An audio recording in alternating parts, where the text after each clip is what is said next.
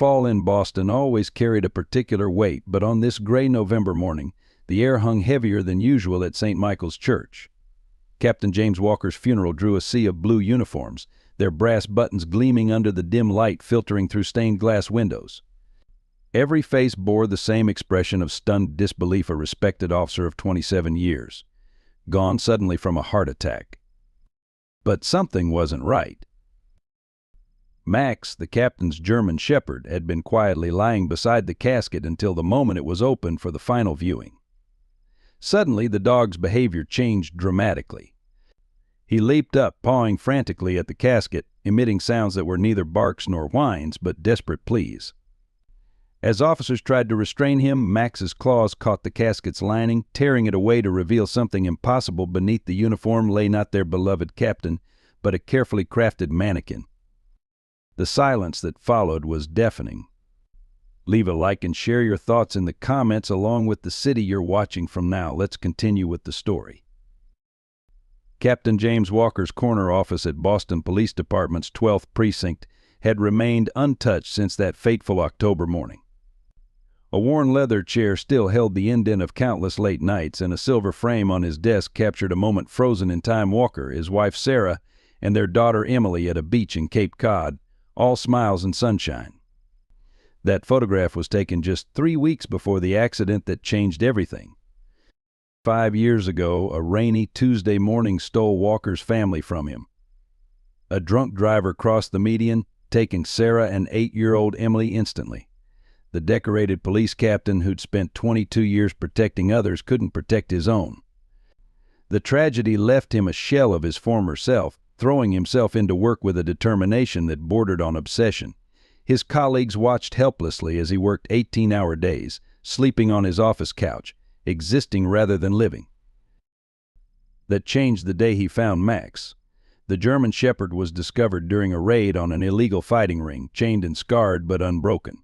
Something in the dog's eyes caught Walker's attention, a resilience that mirrored his own pain. Against department protocol and his better judgment, Walker took the dog home that night. They healed each other slowly but surely. Max's nightmares and Walker's grief gradually eased in each other's company. Detective Catherine Kate Chin watched this transformation from her desk across the hall. In 3 years as Walker's partner, she'd seen him emerge from his self-imposed isolation, thanks largely to Max's unwavering presence. The dog accompanied them on cases, having an uncanny ability to read situations and people. Though not officially trained, Max became an unofficial member of the force, dubbed Officer Max by the precinct. Kate never told Walker how she felt. How could she? He wore his wedding ring like armor, and the pain in his eyes when he looked at that beach photograph told her he wasn't ready.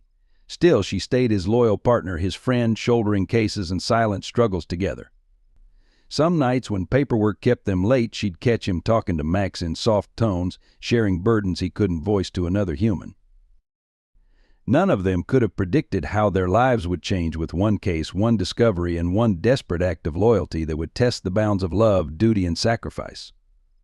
The string of deaths seemed unrelated at first. Over 3 months, 6 prominent Boston businessmen died of apparent heart attacks. Natural causes, the medical examiner said, tragic but not suspicious. But Captain James Walker saw patterns where others saw coincidence. "Something's not adding up," Kate Walker said one evening, spreading photographs across his desk. Max lay at his feet, ears perking up at his master's troubled tone. Thomas Green, Richard Powell, Michael Stevens, all successful, all in perfect health, all dead within weeks of each other. Detective Chin leaned over the files, her dark hair falling forward as she studied the victims' faces. And all treated by different doctors at different hospitals. What's the connection? Walker pulled out a worn notebook, its pages dog-eared and coffee-stained. "I've been tracking their movements, their histories. 10 years ago, every single one of them served on the board of directors for PharmaCorp Industries." The pharmaceutical company's name hung heavy in the air. PharmaCorp had been Boston's pride, employing thousands until its sudden collapse a decade ago. Now its abandoned headquarters stood as a concrete ghost on the outskirts of the city. "There's more," Walker continued, his voice dropping. Dr. William Harrison was PharmaCorp's research director. His daughter Emma was dying from a rare heart condition. He was developing an experimental treatment, but the board shut down his research, citing ethical concerns. Kate's eyes widened. Harrison. I remember that case. He disappeared after PharmaCorp closed. Some said he continued his research underground. Walker nodded grimly. Emma died 6 months later. Harrison resurfaced recently, working at Massachusetts General. And here's the thing, he was the consulting physician on all these cases, brought in for second opinions days before each death. Max suddenly lifted his head, a low growl rumbling in his throat. Walker and Kate turned to see Chief Roberts standing in the doorway, his face grave. Jim, a word the chief's tone left no room for discussion. As Walker followed him out, Max rose to follow, but Walker gestured for him to stay. Keep digging, he whispered to Kate. Something's very wrong here. Over the next week, Walker and Chen worked tirelessly. They discovered that each victim had received routine checkups before their deaths. Each had been prescribed what appeared to be standard heart medication. But Walker's instincts told him these weren't natural deaths, they were executions. Harrison's perfected it, Walker announced late one night, pacing his office. A drug that mimics natural heart failure. No trace, no evidence. Just another tragic death. But why, Kate asked. Revenge for his daughter. Maybe. Or maybe he's still trying to prove something. Either way, we need evidence. Walker grabbed his coat. I'm going to check the old PharmaCorp building. Harrison's been seen there at night. I'll come with you, Kate said, rising. No, Walker's tone was firm. If I'm right, this goes deeper than Harrison. Stay here, work the paper trail. And Kate, he hesitated. Watch yourself. I don't know who we can trust anymore. Max whined softly, pressing against Walker's leg. Walker knelt, running his hands through the German shepherd's fur. Stay with Kate, boy. I'll be back soon. As Walker's footsteps faded down the hallway, Kate felt a chill she couldn't explain. Max sat beside her desk, eyes fixed on the door his master had just walked through, an uneasiness in his posture that mirrored her own growing sense of dread. Neither of them knew that this would be the last time they would see Captain Walker alive, or so it seemed. The abandoned PharmaCorp building loomed against the darkening October sky, its broken windows reflecting the last rays of sunset. Captain Walker's footsteps echoed through empty corridors as he made his way to the research wing, flashlight beam cutting through years of dust and neglect. In what was once the main laboratory, papers scattered across the floor rustled with each step. Filing cabinets stood with drawers partially open, their contents hastily rifled through years ago. But Walker wasn't interested in the obvious. He moved purposefully toward a section of wall that looked slightly different from the rest. His years of experience hadn't failed him. Behind a loose panel, he found a locked metal box. It took several tense minutes of manipulation before the lock yielded. Inside lay a leather-bound journal, its pages filled with Dr. Harrison's precise handwriting. As Walker read, his expression grew increasingly troubled. The journal detailed not just research notes, but personal entries that revealed a father's desperate descent into obsession. Harrison had written about his daughter Emma's declining health, his frantic search for a cure, and the board's decision to terminate his research. They said it was too risky, one entry read. Too many variables, too many potential side effects. But what risk is too great when your child is dying? They'll understand soon enough. They'll all understand what it means to watch someone they love slip away. Walker's hand trembled slightly as he turned the pages. The journal's latter entries became increasingly erratic, describing unauthorized experiments and modifications to heart medications. Harrison had continued his work in secret, driven by grief and revenge. A sudden noise from the corridor made Walker freeze.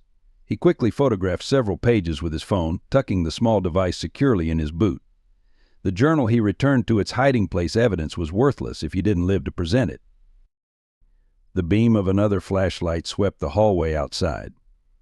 Walker drew his weapon, moving silently toward the door, but before he could reach it, a familiar voice called out. Captain Walker. I had a feeling you'd figure it out eventually. Dr. William Harrison stepped into view, looking exactly as he had in newspaper photos from a decade ago, though his hair had gone completely gray. His expression was calm, almost pleasant, but his eyes held something that made Walker's spine crawl. It's over, Bill Walker said firmly. I know what you've done. Those board members, they had families too. Family. Harrison's laugh was hollow. They destroyed mine. Did you know Emma was only 12 when she died? She loved ballet, had her whole life ahead of her, but they decided her life wasn't worth the risk to their precious reputation. And this brings her back. Walker kept his gun trained on Harrison, but he could hear more footsteps approaching from behind. No, Harrison admitted softly, but it does ensure they remember her. Every time they realize they're dying the same way she did, they remember Emma Harrison. Walker's world exploded in pain as something struck the back of his head. As consciousness faded, he saw Harrison kneeling beside him, holding a syringe. I truly am sorry. Captain Harrison's voice seemed to come from very far away. You're a good man. But I can't let you stop this. Not when I'm so close to making them all understand. Walker's last thought before darkness took him was of Max and Kate. He'd left them a clue if only they could find it. Then everything went black. Detective Catherine Chen knew something was wrong when Captain Walker didn't answer his phone the next morning. Max's agitation only confirmed her fears. The German Shepherd had been restless all night, pacing and whining at intervals. By dawn, he was practically pulling her toward Walker's apartment. The scene they found chilled her to the bone. Walker's apartment door was unlocked, its surface unmarred. Someone had used a key. Inside, everything looked normal at first glance, but Kate's trained eye caught the subtle signs of struggle: a slightly askew rug, a faint scuff mark on the hardwood floor, Walker's badge lying at an odd angle on the kitchen counter. Max moved through the apartment with purpose, nose to the ground, until he reached the bedroom. There, on the perfectly made bed, lay Walker's phone, wallet, and service weapon. On the nightstand stood a glass of water, half empty. Officer down at 1247 Maple Street. Kate radioed, her voice steady despite her racing heart. Captain Walker's residence, possible kidnapping. Send CSU. The response was immediate. Within minutes, the apartment buzzed with activity as crime scene technicians processed every surface. Chief Roberts arrived shortly after, his face ashen. His car still in the garage, Kate reported. No signs of forced entry. Someone he knew, someone with access. Max had refused to leave Walker's bedroom, his nose repeatedly drawing him to the glass of water. When the lab results came back hours later, they confirmed what the dog had somehow known: traces of a powerful sedative. The investigation moved quickly. Security cameras showed Walker's car entering the PharmaCorp parking lot the previous evening, but no footage of him leaving. His own cameras had been disabled. No witnesses, no fingerprints, nothing to follow. Then, just as the search was ramping up, the call came in.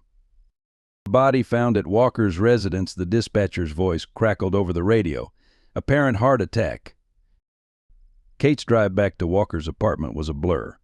She arrived to find paramedics already there, their faces grim. On the bed lay Captain James Walker, looking for all the world as if he'd simply fallen asleep. But Max knew different. The German Shepherd's behavior was bizarre, alternating between frantic energy and mournful howling. He refused to approach the body, something Kate had never seen him do before. The medical examiner arrived, performed his preliminary examination. Classic signs of cardiac arrest, he announced. Given his age and stress levels, not entirely unexpected. Kate watched them zip Walker into a body bag, her mind racing. Everything looked perfect, too perfect. The position of the body, the peaceful expression, the convenient timing. Even the medical evidence pointed to a natural death. But Max's behavior told a different story.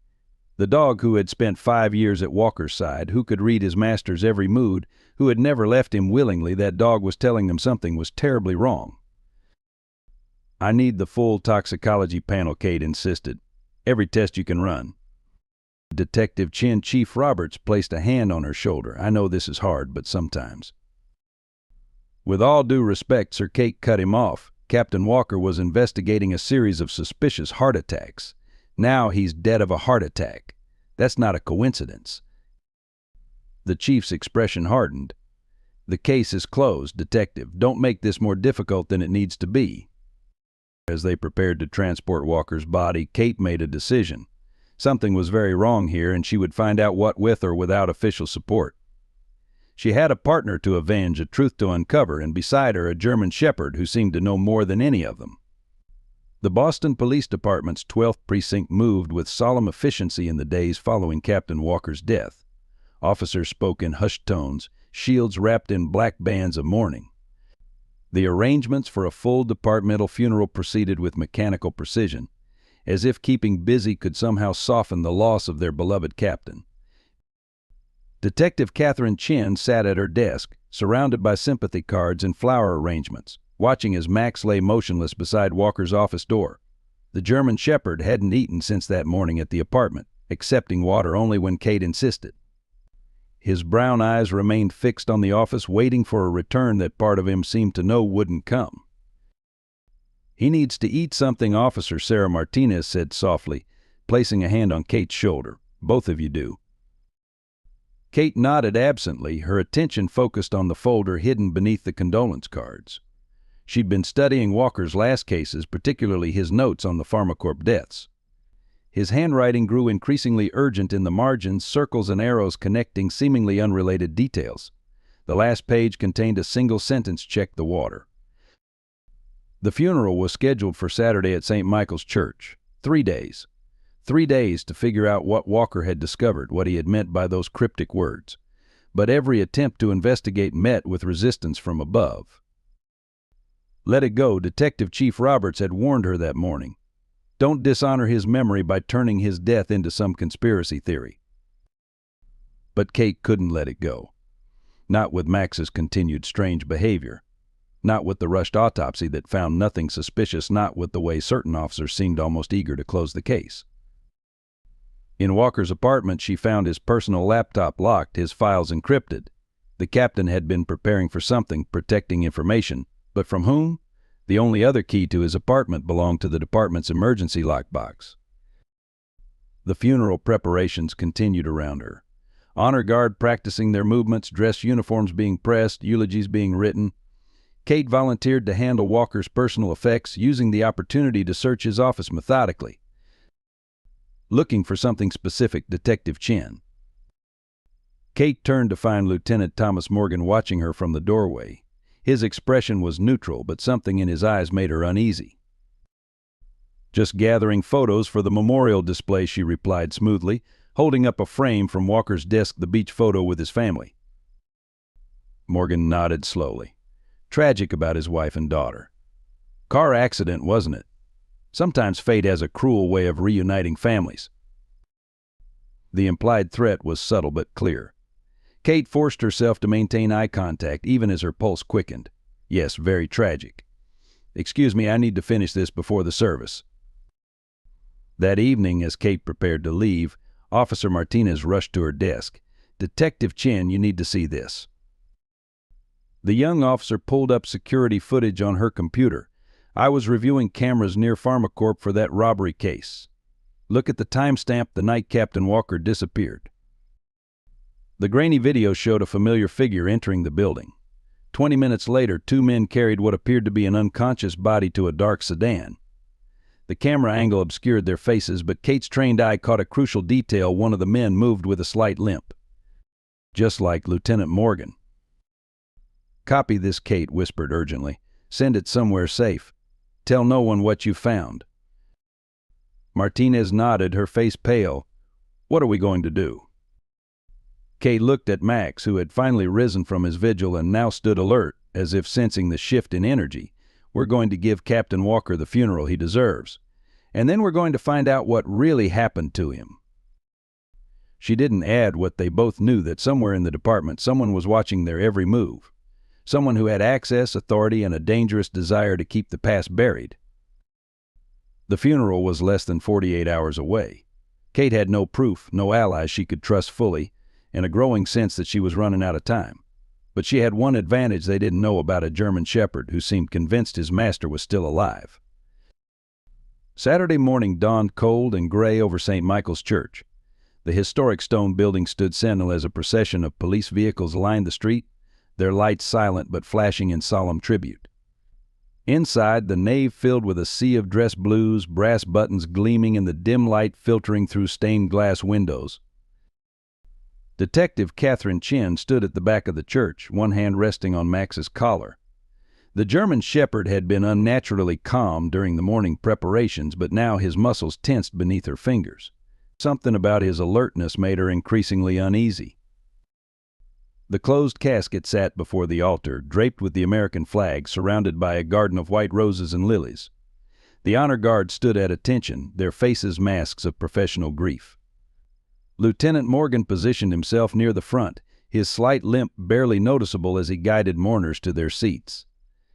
Chief Roberts approached the pulpit to deliver the eulogy. Captain James Walker embodied everything we aspire to be in law enforcement, he began, his voice carrying through the hushed church. Dedication, integrity, courage. Kate noticed Max's ears suddenly prick forward. The dog's nose twitched, and a low growl rumbled in his throat. "Max, quiet," she whispered, but the German Shepherd's attention remained fixed on the casket. His growl deepened.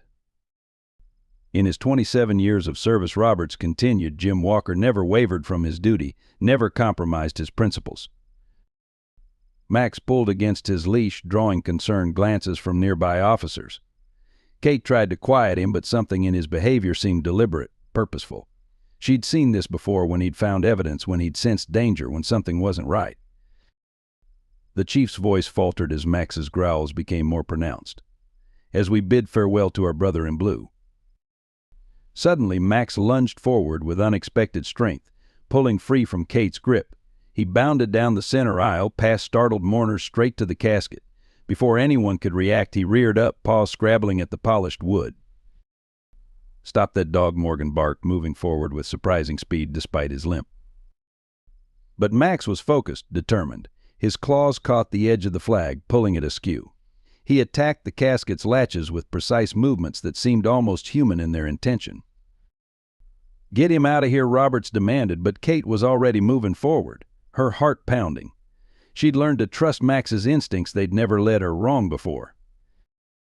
The church erupted in chaos as Max managed to pop one of the latches.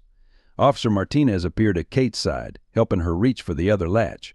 Their eyes met in silent understanding. "Detective Chin, stand down." Morgan's voice carried a threat, but it was too late. The casket lid swung open. The silence that followed was absolute. Where Captain James Walker's body should have laid was an artfully arranged mannequin dressed in his dress uniform, features painted to create a lifelike appearance from a distance. "My God," Martinez whispered. Kate's mind raced. The rushed autopsy, the denied toxicology tests, the resistance to investigation. It all made sense now. "The captain isn't dead," she announced, her voice ringing through the stunned church. "This whole funeral is a sham." She turned to face the congregation, noting how Morgan was already edging toward the side door. Captain Walker discovered something so dangerous that someone needed him gone, but they couldn't risk killing him outright. Too many questions. So they faked his death, counting on our grief and protocol to prevent a deeper investigation. Chief Roberts stepped forward, his face thunderous. "Detective Chin, you're suspended, effective immediately. Officer Martinez, remove that dog from the premises." But the other officers had seen too much. Murmurs rippled through the crowd. Phones appeared, taking pictures. The truth couldn't be contained now. Max stood guard over the open casket, his posture alert, almost triumphant. He'd done what his master had trained him to do, find the truth, no matter how deeply it was buried. Kate met Robert's gaze steadily.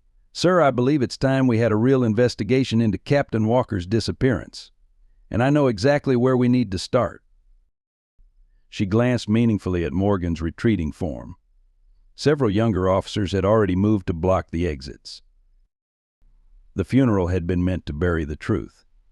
Instead, it had exposed a conspiracy that went deep into the department's ranks. But most importantly, it had confirmed what Max had known all along: his master was still alive, somewhere out there waiting to be found. The revelation at St. Michael's Church sent shockwaves through the Boston Police Department. Within hours, the building hummed with internal affairs investigators, their presence casting long shadows through the precinct's corridors. Lieutenant Morgan had been taken into custody before he could reach his vehicle, and Chief Roberts found himself in a lengthy closed-door meeting with department officials.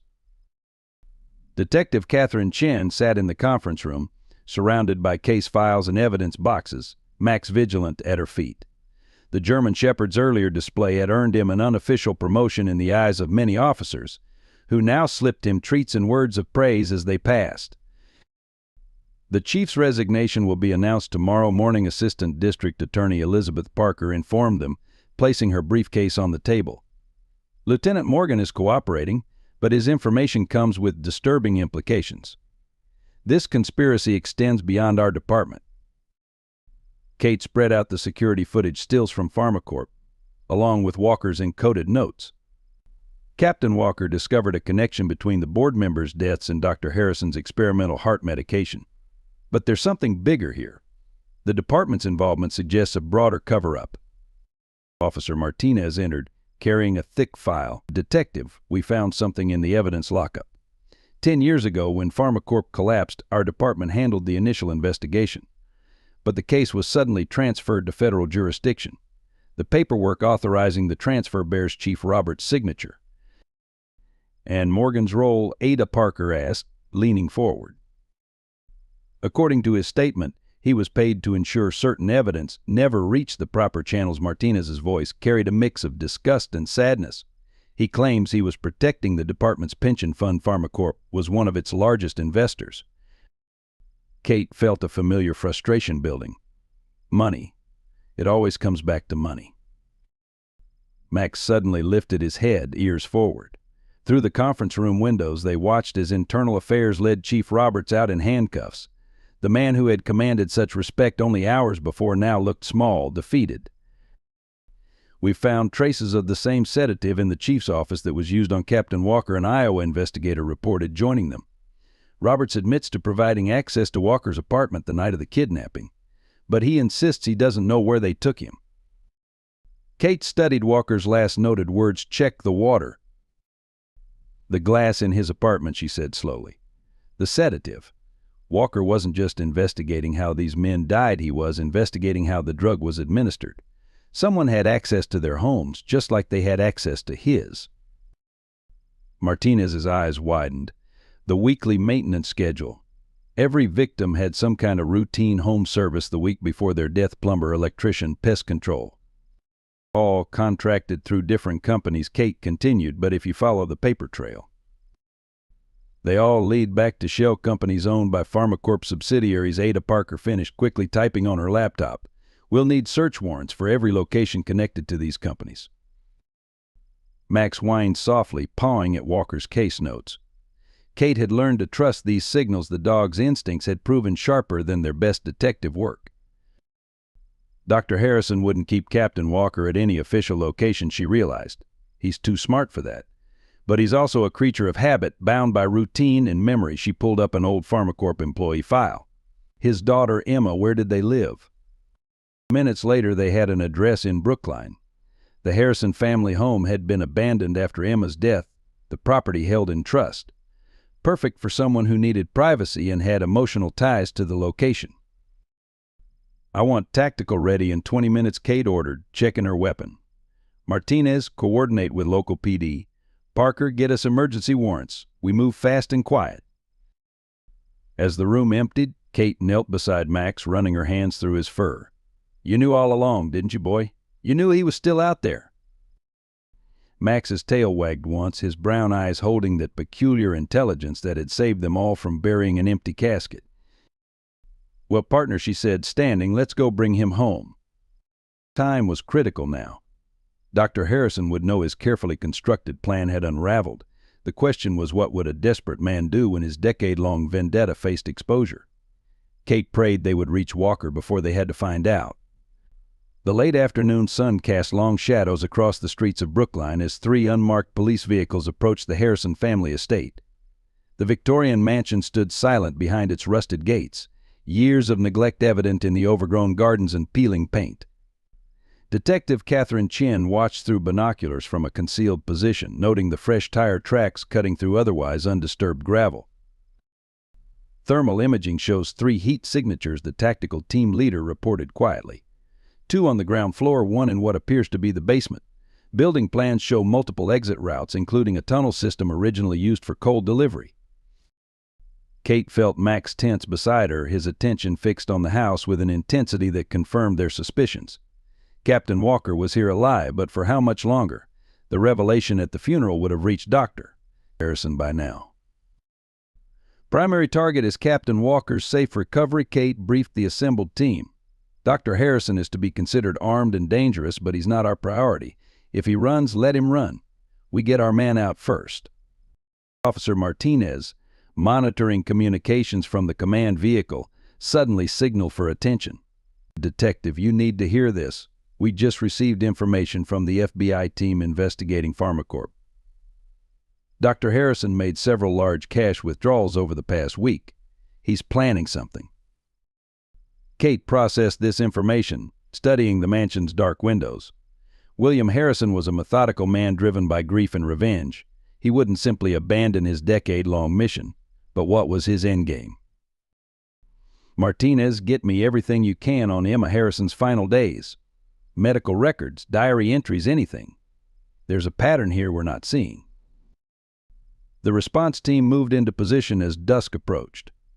Max, despite his usual enthusiasm for action, remained unusually still, his ears constantly adjusting to track sounds only he could hear.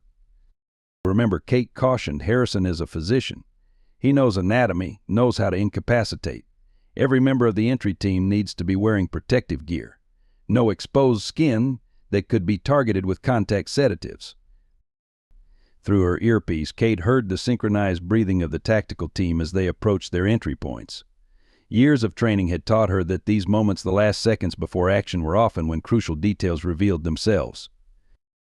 Wait, she commanded suddenly, her mind connecting fragments of information. Emma Harrison died on October 12th, 10 years ago. Today is October 11th.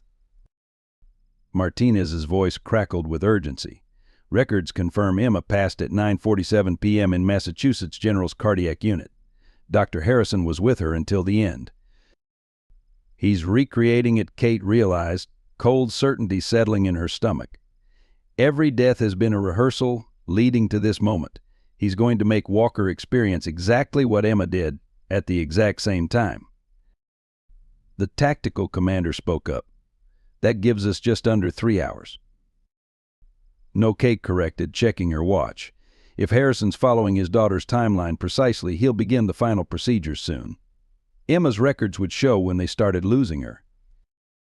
As if confirming her words, Max suddenly growled, his hackles rising. Through her binoculars, Kate caught movement at an upstairs window, a shadow passing briefly across drawn curtains. We move now, she ordered, securing her vest.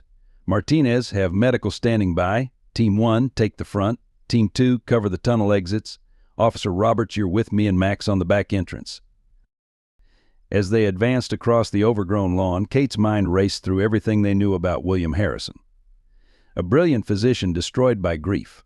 A father who couldn't save his child. A man who had spent 10 years orchestrating elaborate deaths to punish those he blamed.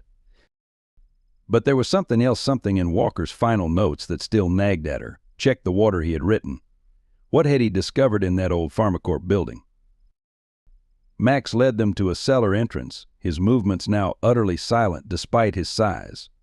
Years of working alongside Captain Walker had trained him for moments like this. Kate remembered Walker once saying that Max had better instincts than most detectives he'd known. The old wood door yielded surprisingly easily to their specialized tools. Too easily, Kate realized a moment too late.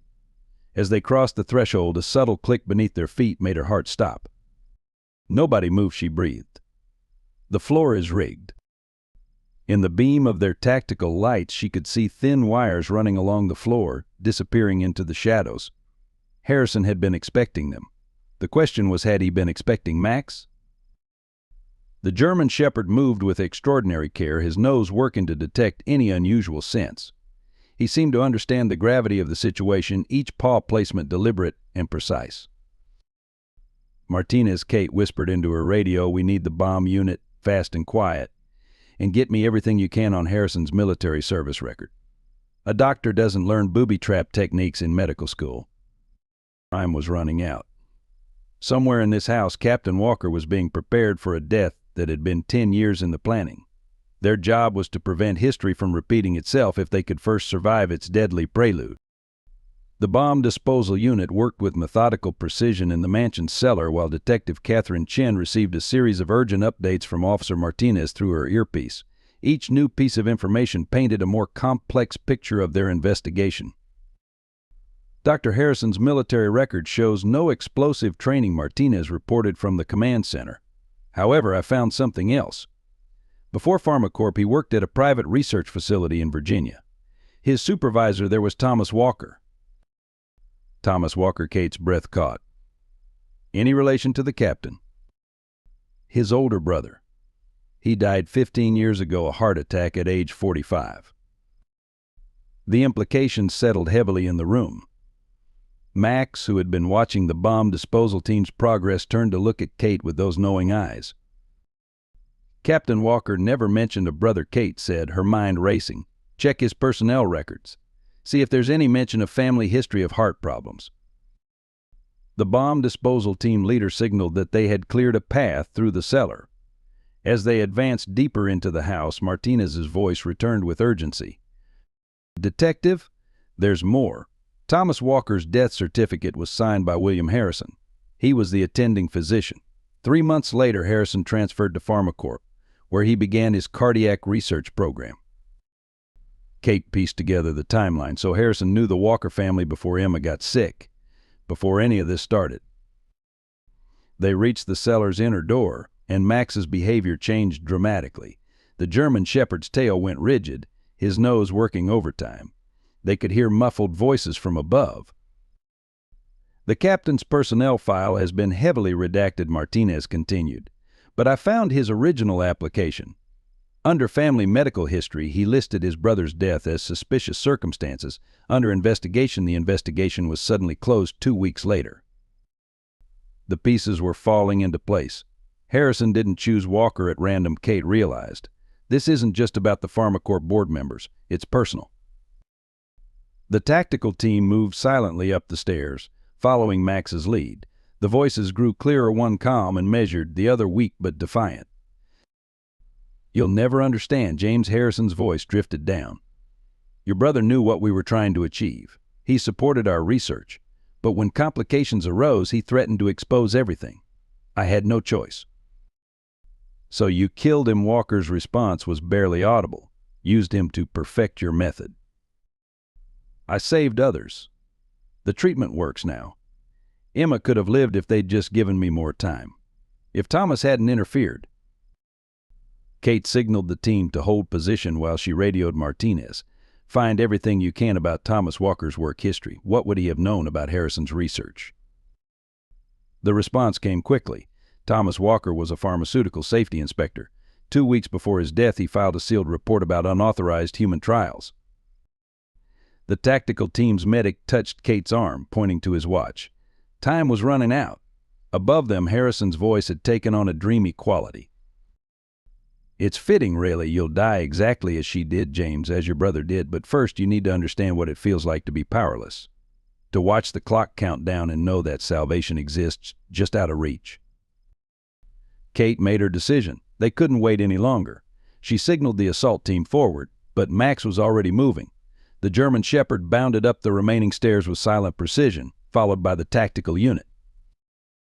They burst into what had once been Emma's bedroom, now converted into a makeshift medical room.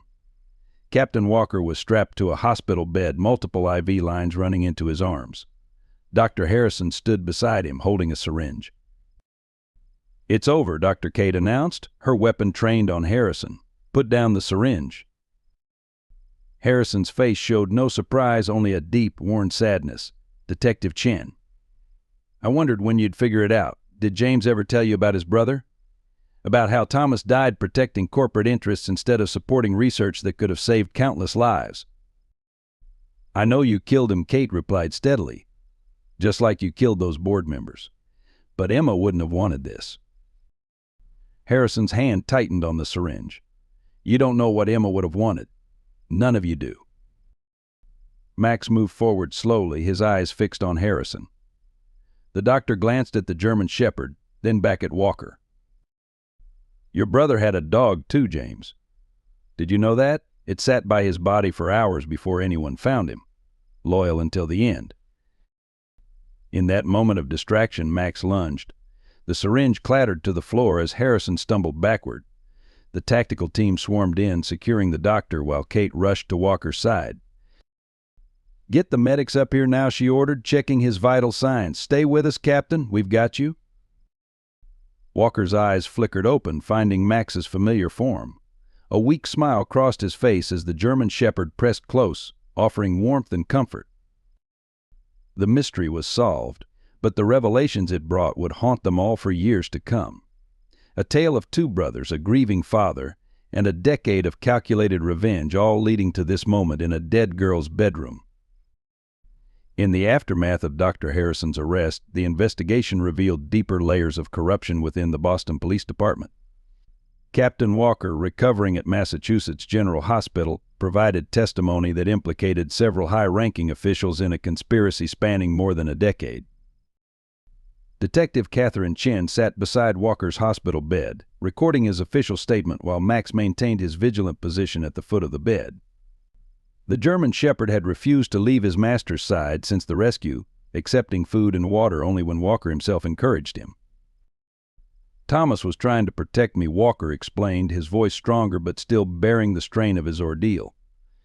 He discovered Harrison's unauthorized trials were continuing even after official suspension, but instead of coming to me directly, he went through official channels. He trusted the system. "And the system failed him," Kate added, noting how Walker's hand tightened on his blanket. Chief Roberts was already compromised by then. PharmaCorp had invested heavily in the department's pension fund. When Thomas filed his report, Roberts buried it. But my brother had kept copies, evidence of everything. Walker paused, gathering his strength. "The night before he died, Thomas called me. Said he had proof of corruption reaching into the FBI, the FDA, even the governor's office. He never got the chance to show me. Harrison reached him first." Assistant District Attorney Parker entered the room, carrying a thick file. "We've confirmed your brother's allegations, Captain. The corruption went far beyond PharmaCorp. Several pharmaceutical companies were using similar methods to fast-track drug approvals. Roberts and Morgan were part of an extensive network designed to silence whistleblowers." The magnitude of the betrayal settled heavily in the room. Walker had dedicated his life to law enforcement, only to discover that the institution he served had been complicit in his brother's death. "There's something else," Parker continued, her expression grave. "We found evidence that Officer Sarah Martinez was accessing classified files about the case last night. She's disappeared. Her apartment's been cleared out." Kate felt her stomach drop. Martinez had been their key ally throughout the investigation, providing crucial information at every turn. Or had she been monitoring their progress, feeding information to others still hidden in the shadows? "She came to see me yesterday," Walker said quietly. "Asked about Thomas's old files, whether any copies still existed. I thought she was just being thorough." Max lifted his head suddenly, a low growl rumbling in his throat. Moments later, a nurse appeared in the doorway, but something about her presence made Kate's instincts flare. The woman's uniform was pristine, too perfect, and her eyes darted rapidly around the room. Before anyone could react, Max launched himself forward, intercepting the nurse as she reached for something in her pocket. The German Shepherd's powerful frame knocked her to the ground, sending a syringe skittering across the floor. Police. "Don't move." Kate's weapon was drawn even as hospital security responded to the commotion. The would-be assassin was quickly subdued. Her credentials identified her as a former PharmaCorp employee, one of Harrison's research assistants from the original trials. "They're tying up loose ends," Walker observed grimly. "How many others are still out there, still loyal to the program?" Ada Parker was already on her phone, ordering protection details for key witnesses and reviewing security protocols. The betrayal of Martinez had shaken their confidence in who they could trust. "We need to move you to a secure location," Kate insisted, but Walker shook his head. "No more running. No more hiding. Thomas died because he tried to fight this alone. We bring everything into the light, every name, every connection, every betrayal." Max returned to his post by the bed, but his posture remained alert, his senses attuned to any potential threat. The German Shepherd's unwavering loyalty stood in stark contrast to the human betrayals being unveiled. Harrison was just the beginning, Walker continued. He was so focused on his personal revenge that he never saw how others were using his grief for their own purposes. The board members, the clinical trials, even Emma's death, it was all part of a larger plan. Kate looked at the evidence they'd gathered, decades of corrupt decisions, stolen lives, and betrayed trust, all hidden behind badges and business suits. The very institutions meant to protect the public had been turned against them. "We clean house," she stated firmly. "All of it, no matter who goes down." Walker nodded, reaching down to scratch Max's ears. "Together this time. No lone wolves, no hidden agendas. We do this right." As night settled over Boston, the true scope of their challenge emerged. Martinez's betrayal was likely just the first of many revelations to come. But they had something their opponents didn't: an unshakable bond of trust, exemplified by a German shepherd who understood loyalty better than any human ever could. The investigation reached its critical phase in early December, as winter's first snow dusted Boston streets.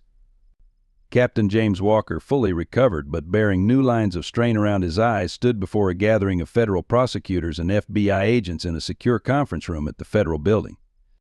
Detective Catherine Chin positioned herself near the door, maintaining a clear view of both entrances while Max sat alertly at Walker's side. The German shepherd's presence had been specially authorized, given his proven ability to detect threats that others might miss. "Ladies and gentlemen," Walker began, his voice carrying the weight of decades of service, "what you're about to hear will challenge everything you believe about law enforcement in this city. The evidence we've gathered implicates not just individual officers, but entire institutions." The presentation that followed detailed a web of corruption spanning 3 decades. Financial records, witness statements, and recovered documents painted a devastating picture of systematic abuse of power. Former Officer Martinez's betrayal had led them to offshore accounts, shell companies, and a network of compromised officials extending into the highest levels of state government. Assistant District Attorney Parker advanced through slides showing the money trail. The pharmaceutical trials were never about medical advancement. They were a cover for an elaborate scheme to test experimental compounds while manipulating stock prices. Each accidental death triggered carefully timed market fluctuations. A senior FBI agent raised his hand. "You're suggesting that Harrison's revenge mission was manipulated? That others used his obsession with Walker's brother as cover for their own operations?" "Exactly," Kate confirmed, moving to stand beside Walker. "Dr. Harrison became the perfect scapegoat. His psychiatric evaluations show a single-minded focus on avenging his daughter. The real architects of this scheme operated in his shadow, using his actions to hide their broader conspiracy." The room grew tense as Walker revealed the next piece of evidence. 2 hours ago, we received this from a secure source within the governor's office." He played an audio recording that clearly implicated several prominent officials in orchestrating Thomas Walker's death. Suddenly, Max's posture changed. The German shepherd's ears flattened as he turned toward the main entrance. Moments later, the conference room door burst open. A team of internal affairs officers entered, led by Commissioner Harold Bennett. "This meeting is terminated," Bennett announced. "Captain Walker, you're suspended pending an investigation into evidence tampering. Detective Chen, surrender your badge and weapon." Kate didn't move. "On whose authority, Commissioner?" By order of the governor's office, Bennett produced an official document. "These allegations threaten the stability of essential institutions. The investigation will be handled internally." Walker remained calm, placing a steady hand on Max's back. "Like my brother's investigation was handled internally, Harold, tell me, how much was in that offshore account they offered you?" Bennett's face tightened. "You're out of line, Captain." "No," Walker replied, nodding to the federal prosecutors. "For the first time in 30 years, we're exactly on line. Agent Phillips." The lead FBI agent stood. "Commissioner Bennett, you're under arrest for conspiracy, obstruction of justice, and accessory to murder. We've been building this case for months, waiting for you to make exactly this move." As federal agents moved to secure Bennett, Kate noticed a subtle movement near the second entrance. Martinez appeared briefly in the doorway, her hand reaching inside her jacket, but Max was already moving, crossing the room with incredible speed. The German shepherd's intervention gave Kate the second she needed to draw her weapon. "It's over, Sarah," she called out. "Don't make this worse." Martinez looked from Bennett to Walker, then slowly raised her hands. "You don't understand what you're doing," she said softly. "Some things need to stay buried." "No," Walker replied, watching as she was taken into custody. "That's what Thomas believed, what I believed for too long. The truth always finds its way to light. Sometimes it just needs a little help." He knelt beside Max, who had returned to his position of guard. "Good boy," he whispered. "Thomas would be proud of us today." The afternoon following Commissioner Bennett's arrest, Captain James Walker sat in his office reviewing witness protection proposals. The federal investigation had identified more than 30 officials vulnerable to retaliation, each requiring immediate security measures. Detective Catherine Chen entered with fresh coffee, Max following close behind. "The governor's office just issued a statement," Kate reported, placing a cup on Walker's desk. "They're calling for a complete review of all pharmaceutical testing protocols and law enforcement oversight procedures. They're positioning themselves as champions of reform." Walker's expression remained grave. "The same office that approved those protocols in the first place. How convenient."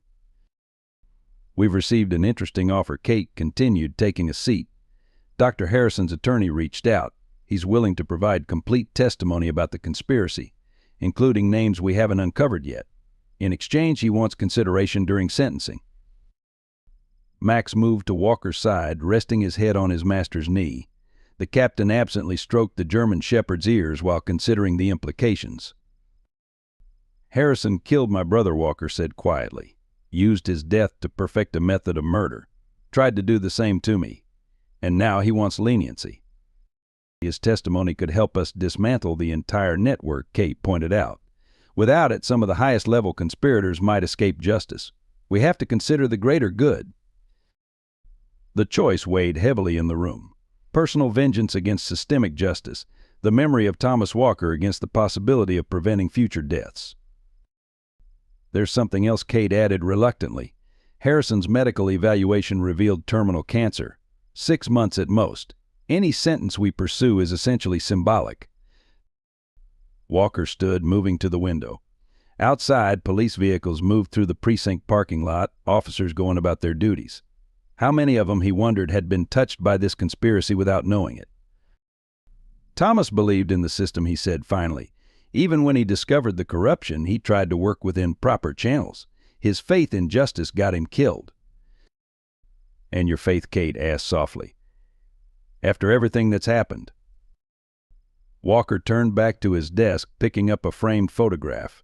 It showed 2 young men in police uniforms, standing proud at an academy graduation. Thomas and James Walker, beginning their careers with unshakable ideals.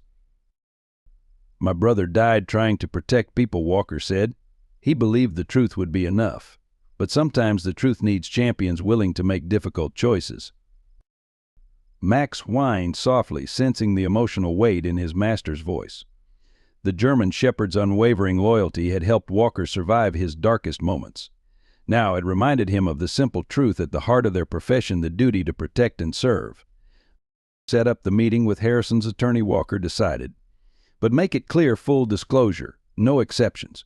Every name, every operation, every cover-up. If he holds anything back, the deal is void." Kate nodded, understanding the personal cost of this decision. "What about the governor's office? They'll fight to keep certain names sealed, claim national security concerns."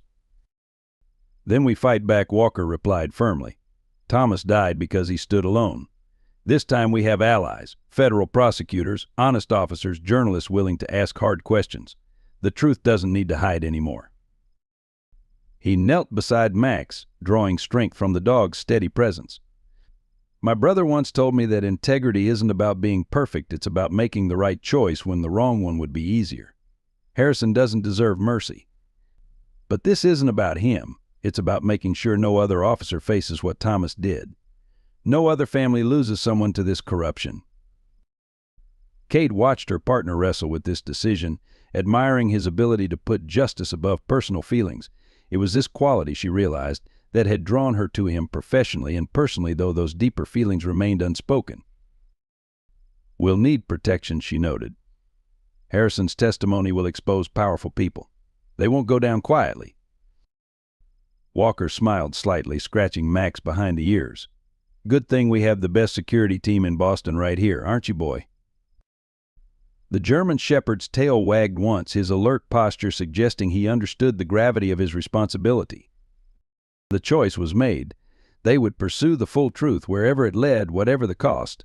Thomas Walker's death would become not just a tragedy, but a catalyst for real change.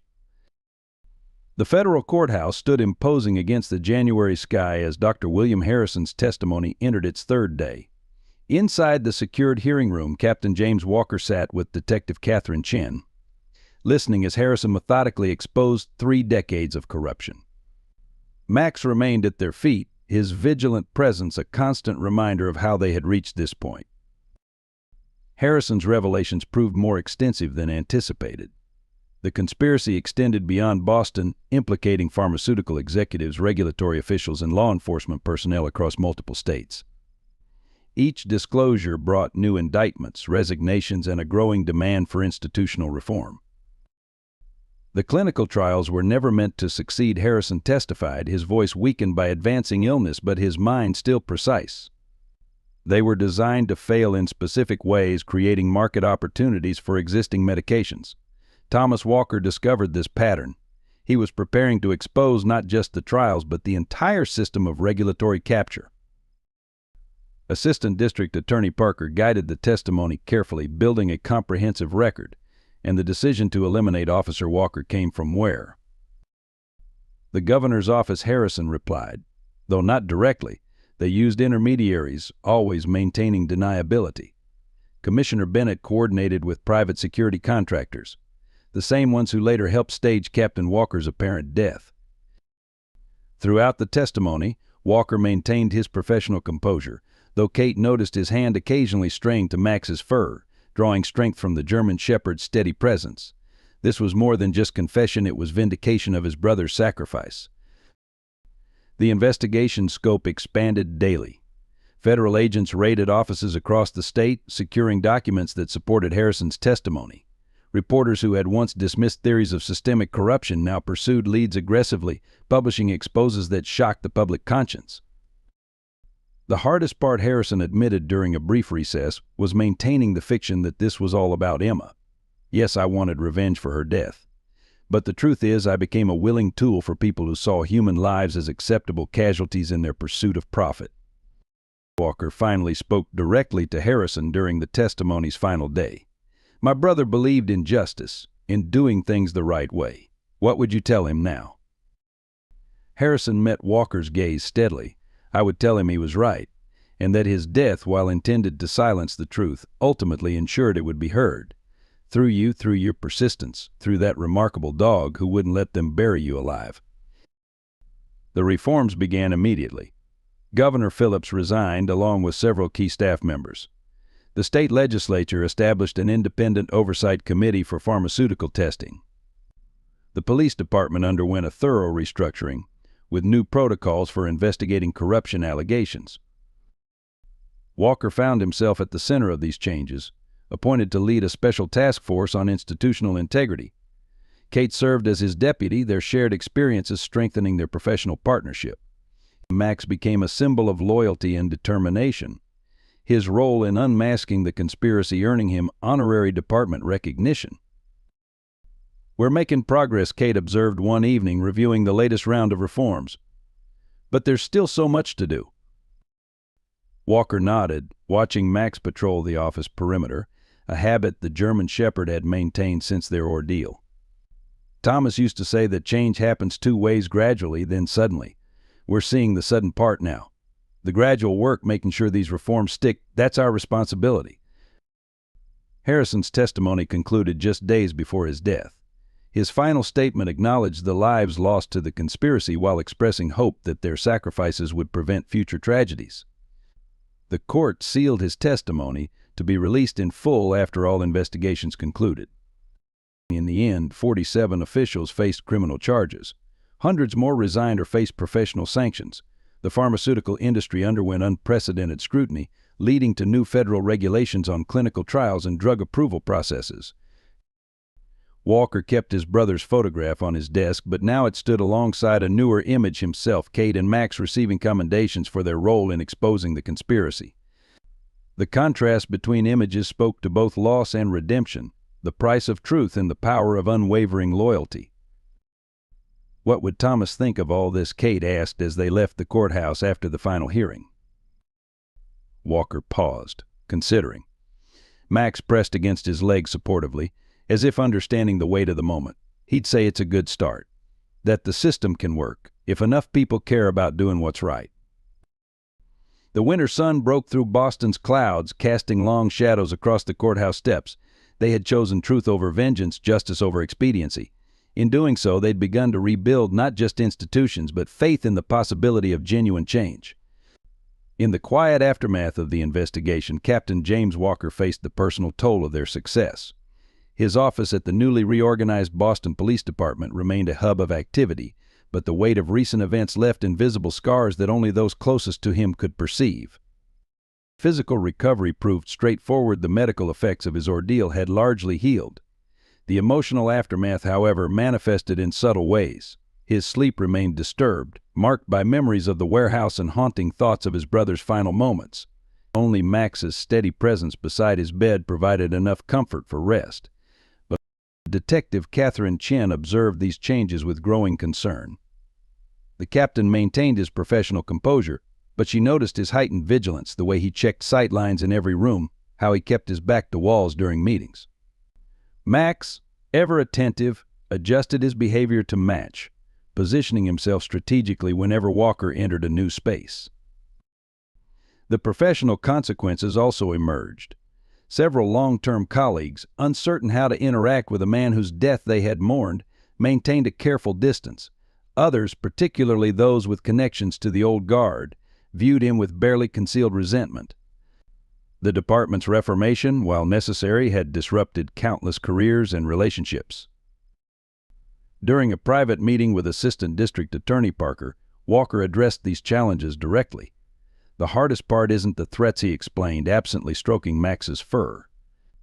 It's seeing how deep the corruption reached, knowing that some of these people sat across from me at briefings for years. They attended Thomas's funeral, offered condolences, all while knowing the truth.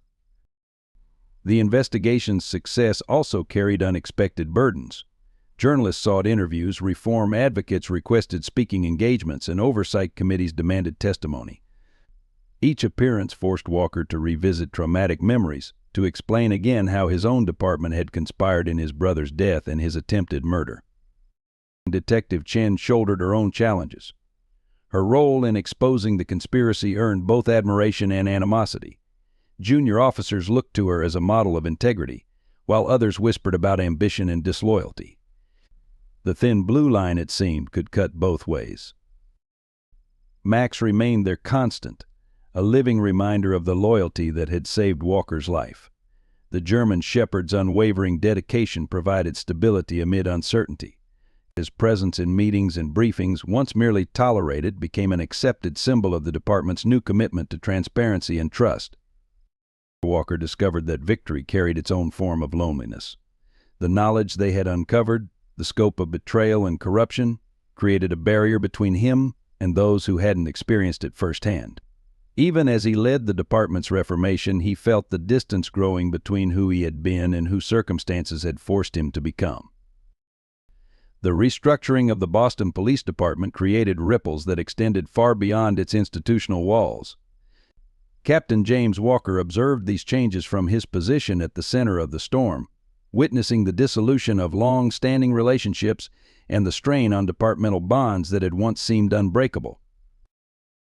The most profound loss manifested in the breakdown of trust among officers. Veterans who had served together for decades now regarded each other with suspicion, wondering who else might have been complicit in the corruption. The camaraderie that had defined police culture eroded, replaced by a cautious professionalism that felt foreign in a profession built on partnership and mutual reliance. Detective Catherine Chen documented these changes in her official reports. The morning coffee gatherings in the break room dwindled. Social events outside work hours became sparse. Even routine patrols carried a different energy, with officers increasingly requesting solo assignments rather than traditional partner arrangements. The investigation had exposed more than just corruption. It had revealed the fragility of relationships built on shared silence rather than shared values. Officers who had remained clean but stayed quiet about colleagues' misconduct now struggled with their own complicity. The thin blue line, once a symbol of solidarity, became a source of uncomfortable self-reflection. Walker felt this loss keenly during the annual police memorial service. The ceremony, meant to honor fallen officers, carried new weight in the wake of Thomas Walker's vindication. Faces that had once filled the front rows were notably absent, either resigned under investigation or unwilling to face their roles in perpetuating the system that had failed him.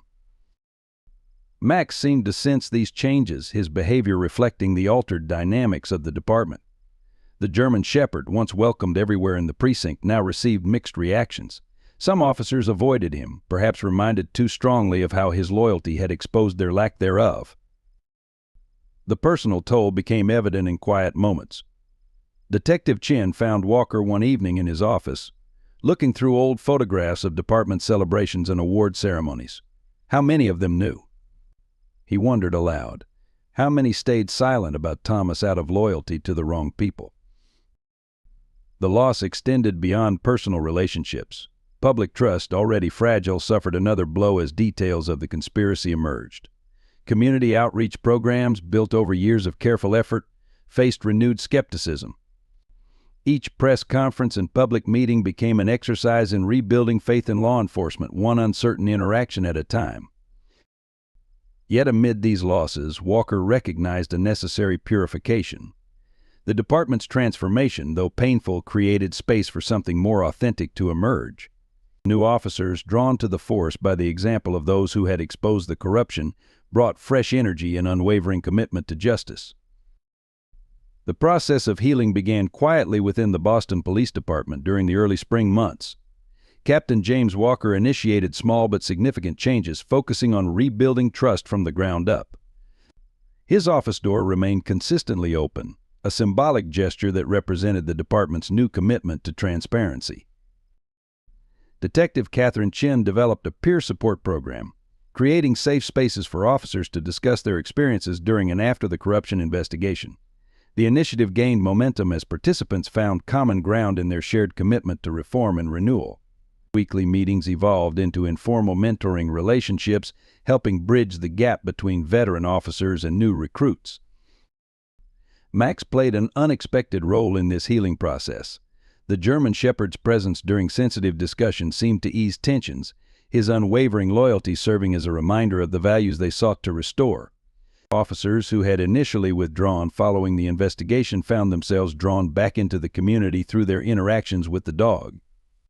Walker established a monthly forum where officers could voice concerns directly to leadership without fear of repercussion. These sessions, though sometimes uncomfortable, fostered genuine dialogue about the department's future. The conversations gradually shifted from past grievances to forward-looking solutions, marking a crucial step in the healing journey. The department's relationship with the community also showed signs of improvement. Walker and Chin initiated a series of town hall meetings, where they spoke candidly about the investigation and subsequent reforms. Their honesty, particularly regarding past failures, resonated with community members who had long sought accountability from law enforcement. Personal healing proved more complex. Walker finally allowed himself to properly mourn his brother, establishing an annual scholarship in Thomas's name for law enforcement students committed to ethical leadership. The gesture provided a constructive channel for his grief while ensuring his brother's legacy would inspire future generations. Detective Chin observed positive changes in Walker's demeanor as spring progressed. His vigilance remained, but the tension in his shoulders began to ease. Their professional partnership deepened through shared commitment to departmental renewal, creating a foundation of trust that extended beyond mere collaboration. The healing process reached a significant milestone during the department's first post-investigation graduation ceremony for new officers. Walker's address to the graduating class acknowledged past failures while emphasizing the opportunity for positive change. Max sat attentively beside him on the stage, a living symbol of the loyalty and integrity they aimed to instill. As winter's chill gave way to spring warmth, the Boston Police Department began to find its new identity. The healing wasn't complete. Some wounds would take years to fully mend, but the foundation for recovery had been firmly established.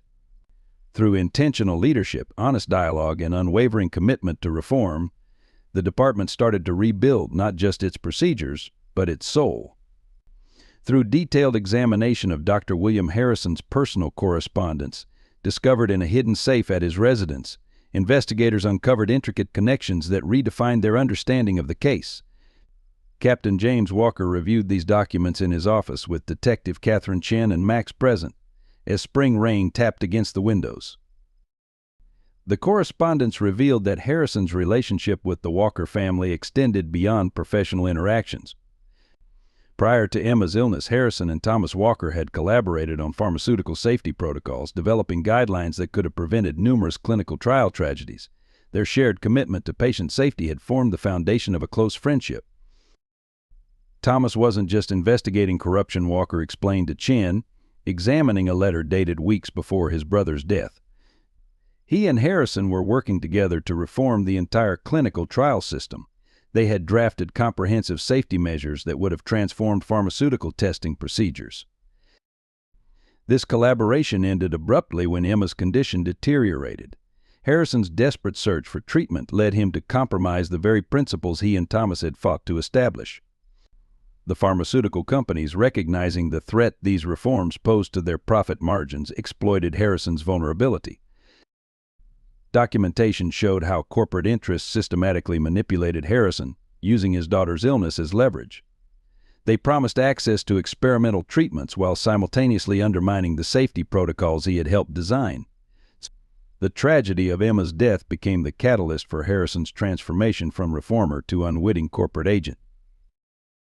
Additional correspondence indicated that Thomas Walker had attempted to intervene, recognizing his friend's descent into ethical compromise. His final letter to Harrison, never delivered, expressed deep concern for his colleagues' well-being and offered support in finding legitimate treatment options for Emma. Detective Chen organized these revelations chronologically, revealing a pattern of corporate manipulation that extended well beyond Boston. They didn't just kill Thomas Walker, she noted. They destroyed two men dedicated to protecting public safety, turning them against each other in the process. The documents also exposed the calculated nature of Walker's attempted murder. Harrison's choice of target had not been arbitrary. The pharmaceutical companies had guided his revenge toward the one person most likely to continue Thomas Walker's work. Max, who had been resting near Walker's desk, lifted his head as his master processed these discoveries. The German Shepherd's steady presence provided anchor amid revelations that continued to reshape understanding of past events. These connections transformed the narrative from one of personal revenge to a broader tragedy of systematic corruption. Harrison's actions, while inexcusable, emerged as part of a larger pattern of corporate manipulation and institutional failure.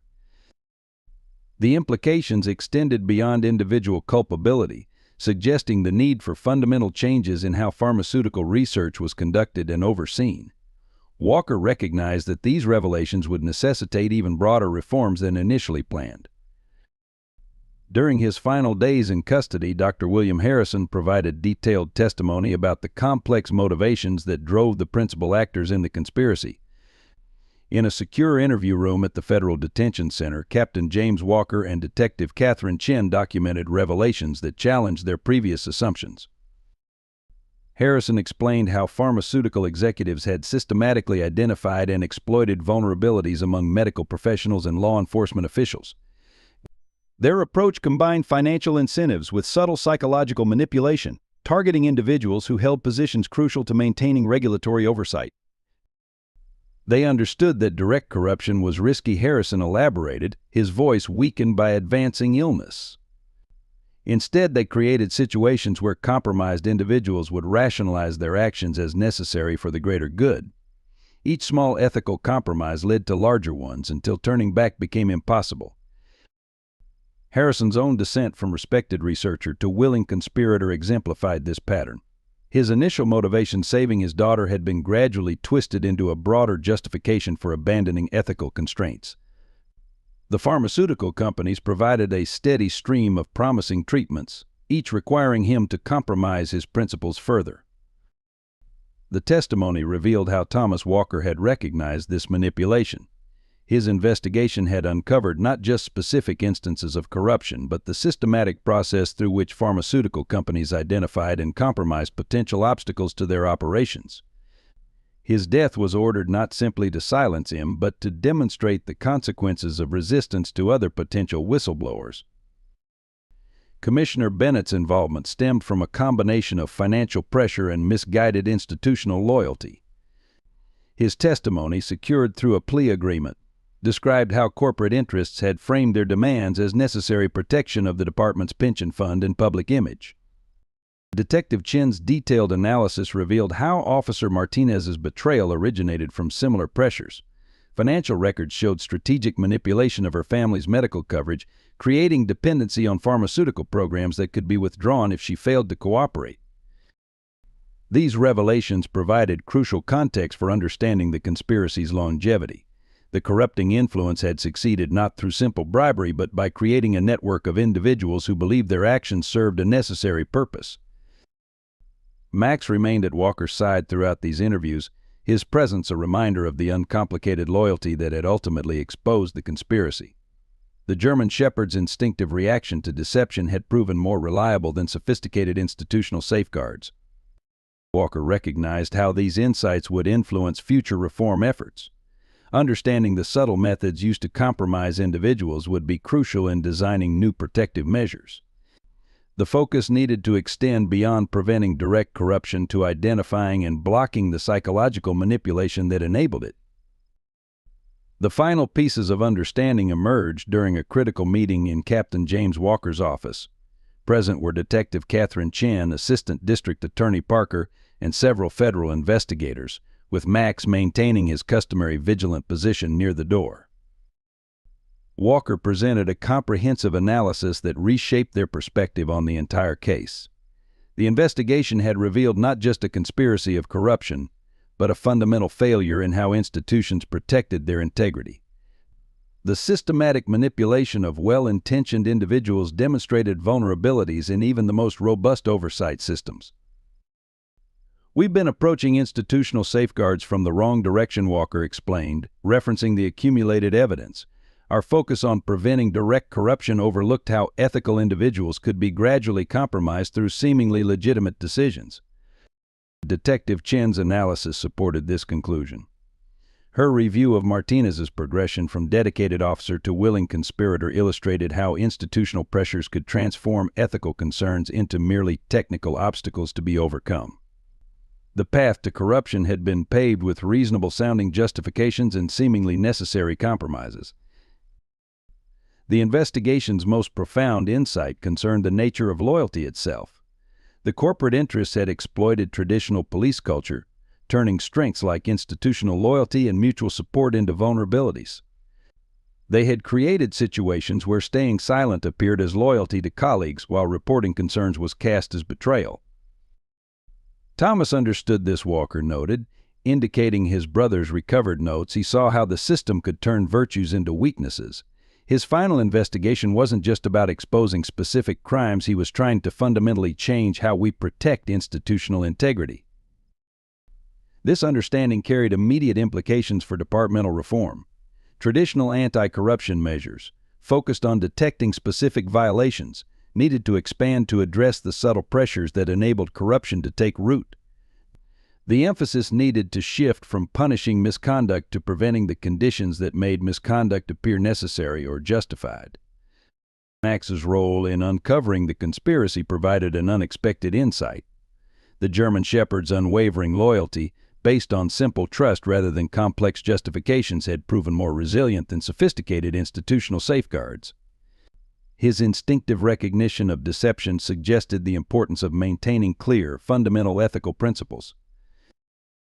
The group concluded that effective reform would require addressing both structural and cultural elements. New oversight mechanisms needed to be accompanied by changes in how departments understood and encouraged loyalty. The goal was to create an environment where ethical behavior was recognized as the highest form of institutional loyalty. This understanding would guide the department's ongoing transformation. While they couldn't prevent all attempts at corruption, they could create systems that supported integrity rather than compromising it. The legacy of Thomas Walker's sacrifice would live on through these fundamental changes in how law enforcement protected its ethical foundations. Spring brought renewed purpose to the Boston Police Department as Captain James Walker implemented comprehensive reforms based on the investigation's insights. The physical transformation of the precinct reflected deeper institutional changes, with open floor plans replacing closed offices and transparent meeting rooms symbolizing the department's new commitment to accountability. Walker's own recovery progressed steadily. The nightmares that had plagued him since his ordeal gradually subsided, replaced by a focused determination to honor his brother's legacy through meaningful reform.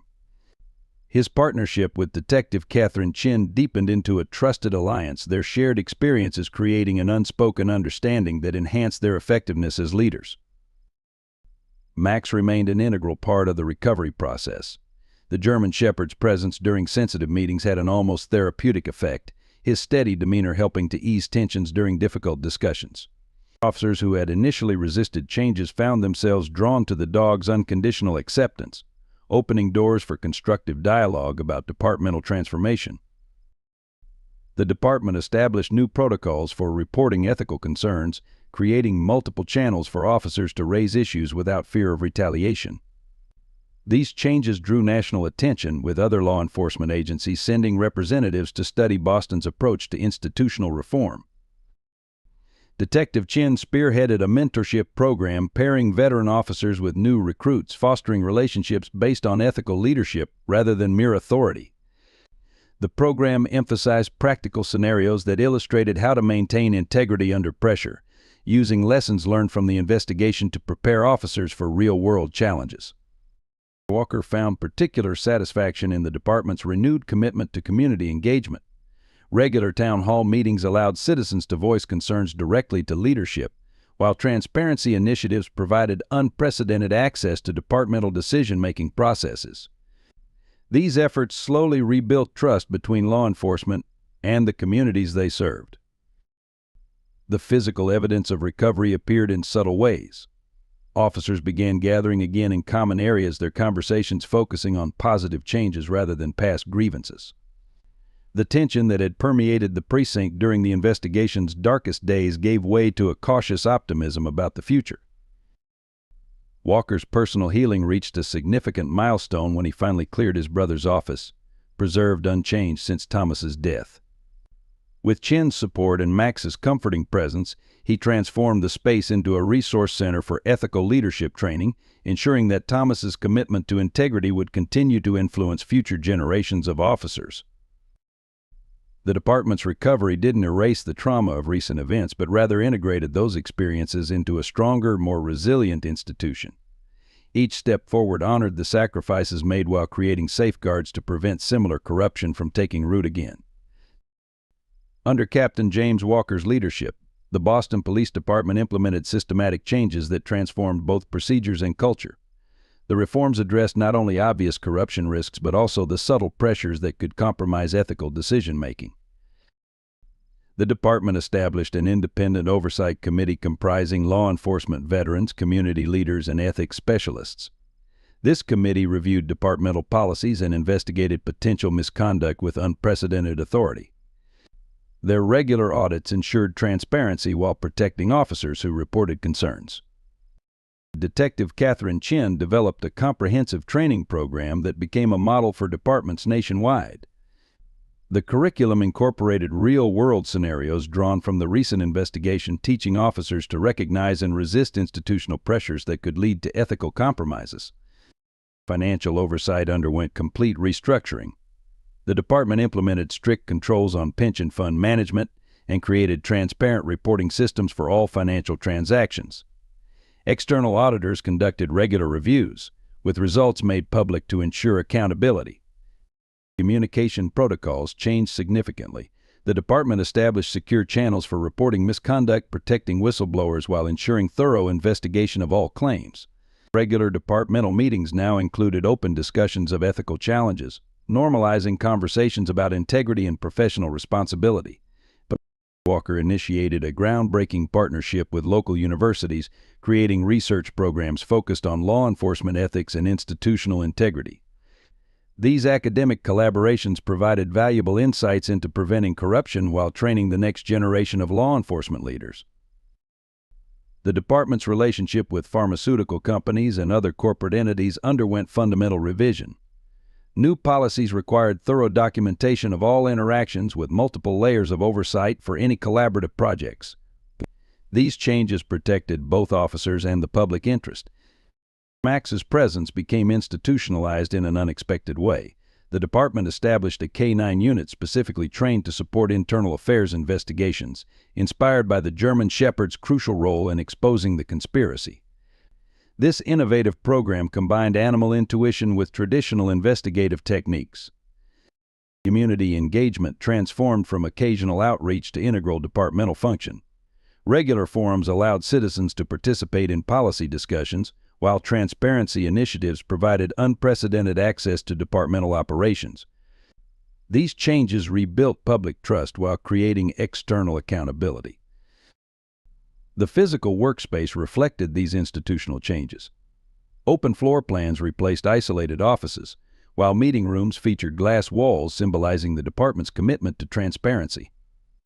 These architectural modifications supported the new cultural emphasis on openness and accountability. 1 year after the investigation that transformed the Boston Police Department, Captain James Walker stood at the podium during the annual Police Academy graduation ceremony. The newly renovated auditorium was filled with proud families, seasoned officers, and a new generation of recruits ready to serve. Max, as always, maintained his position beside the podium, a living symbol of the loyalty and integrity that had come to define the department's renewal. Walker's address to the graduating class reflected on the profound changes of the past year. Law enforcement is built on trust, he explained. Trust between partners, trust within departments, and most importantly, trust with the communities we serve. This trust isn't given, it must be earned every day through every action and decision we make. Detective Catherine Chin, recently promoted to Deputy Commissioner of Professional Standards, sat in the front row. Her leadership in implementing departmental reforms had earned national recognition, with several major cities adopting variations of the Boston model for institutional integrity. The Thomas Walker Center for Ethics in Law Enforcement, established in the renovated wing of the Academy, had become a leading institution for research and training in police integrity. Its programs combined academic rigor with practical experience, preparing officers to navigate the complex ethical challenges of modern law enforcement. The department's transformation extended beyond structural changes. A new culture of openness and accountability had taken root, with officers actively participating in community engagement and ethical oversight programs. The fear and suspicion that had once characterized internal affairs investigations gave way to a shared commitment to maintaining professional standards. Max's legacy lived on through an expanded K-9 program that integrated specially trained dogs into various aspects of police work. The success of this initiative demonstrated how traditional law enforcement methods could be enhanced by recognizing and utilizing natural instincts and abilities. Walker's personal journey had also reached a new chapter. His relationship with Chen had evolved beyond professional partnership, their shared experiences and commitment to reform creating a deep personal bond. Max, ever perceptive, had already accepted this change, showing the same devotion to Chen that he displayed toward his master. The pharmaceutical industry reforms sparked by the investigation continued to expand, with new federal regulations incorporating many of the safeguards Thomas Walker had originally proposed. His vision of transparent, ethical drug development was finally becoming reality. As Walker concluded his address to the graduates, he shared a final observation that captured the essence of their journey. The measure of a law enforcement officer isn't found in the power of their authority, but in the strength of their integrity. My brother believed this. Every one of you represents an opportunity to prove him right. The ceremony ended with a tradition Walker had instituted. Each graduate received their badge alongside a copy of Thomas Walker's original ethical guidelines. These principles, once nearly lost to corruption, would now guide a new generation of officers committed to protecting both the law and the values behind it. The future of law enforcement in Boston had been fundamentally reshaped, not through dramatic upheaval, but through the quiet persistence of individuals committed to doing what was right. In this transformation, they had discovered that the greatest changes often begin with the simplest acts of loyalty and courage. In the twilight of our years, the story of Captain Walker, his brother Thomas, and the faithful German Shepherd Max reminds us that integrity isn't just a word, it's a legacy we leave for future generations. Like many of us who have witnessed the changing face of America over decades, Walker discovered that true strength lies not in power or position, but in unwavering loyalty and the courage to stand for what's right. This tale resonates deeply with those of us who have seen both the best and worst of institutional change throughout our careers. It speaks to our experiences of loss, betrayal, and the enduring hope that truth will prevail. The bond between Walker and Max reflects the pure, unconditional loyalty that we all seek, a reminder that sometimes the most profound wisdom comes not from complex systems, but from the simple, steadfast devotion of a faithful companion. As we reflect on our own journeys and the world we'll leave behind, this story challenges us to consider, what legacy are we creating?